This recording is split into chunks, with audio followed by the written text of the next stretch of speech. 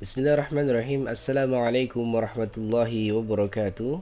Alhamdulillah, sahabatku yang dirahmati Allah, kita bertemu kembali di channel Buya Bilal Official. Pada kesempatan ini kita akan lanjutkan pembahasan kita masih seputar makhraj ataupun makharijul huruf, tempat-tempat keluarnya huruf. Di bagian yang ketiga ini ataupun pada kesempatan ini kita akan bahas bagian yang ketiga, pembagian yang ketiga yaitu makhraj al-lisan. Ya. Makhraj al-lisan, sahabatku yang dirahmati Allah, apa itu al-lisan? Tentunya dia adalah lidah, ya. Ataupun dia adalah makhraj ataupun huruf-huruf yang keluar dari lidah. Apa dia, sahabatku yang dirahmati Allah? Tentu di kelima makhraj yang secara umum yang sebelum yang saya jelaskan, tentu makhraj lisan ini adalah bagian yang paling banyak di antara yang lainnya. Berapa dia di al-lisan ini? Ada pembagian-bagian dari al-lisan itu ada 10 makhraj. Artinya dia adalah 10 bagian huruf-huruf yang keluar dari al-lisan. Tentunya tidak lepas, sahabatku yang dirahmati Allah, huruf-huruf yang ada di al-lisan ini adalah huruf yang huruf hijaiyah, ya. Tentunya di sini di al-lisan ini dia adalah kemarin untuk makhraj yang pertama, pembahasan sebelumnya sudah saya jelaskan apa-apa saja hurufnya. Nah, sekarang kita lanjutkan di al-lisan. Di bagian yang pertama adalah aqsal lisan. Aqsal lisan itu, sahabatku yang dirahmati Allah, adalah pangkal lidah.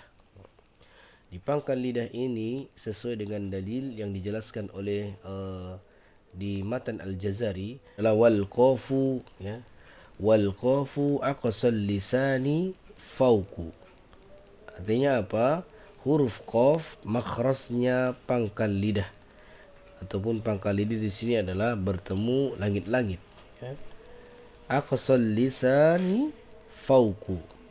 Langit-langit yang mana, sahabat yang dirahmati Allah?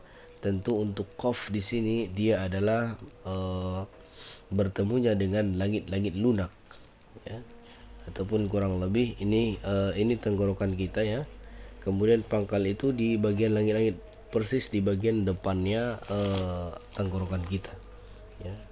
Jadi kalau kita pegang langit-langit kita nih, ini kan bagian sini, yang bagian depan itu adalah yang lebih keras, ya. Kemudian yang bagian qaf itu dia bagian adalah yang paling lunak, lebih belakangnya lagi. Nah, itulah disebut dengan aqsal lisan, ya. Huruf yang pertama adalah qaf, ya. Kemudian yang kedua, di aqsal lisan ini ada dua huruf, sahabat yang dirahmati Allah. Apa dia? Tsummal kafu asfal. Di matan Al-Jazari disebutkan tsummal kafu asfal, yaitu yang lebih atas sedikit dari makhraj kaf, yaitu kaf, ya. Koka, ya. Koka. Jadi aku, ak, ak. Kalau dia kaf, di mana dia bertemunya? Bertemunya dengan langit-langit keras. Jadi kepada lebih sedikit lagi ke bagian atas ataupun ke bagian depan, itu dia kaf. Sehingga dia ak, ik, uk. Kalau qaf kita sukunkan aku, iko, uko. Kalau kaf ak, ik, uk. Harus ada ini. Nanti kita belajar sifatul huruf, ya. Kenapa dia kaf itu ada aliran nafas. Nah, itulah dia makhraj di bagian aqsal lisan.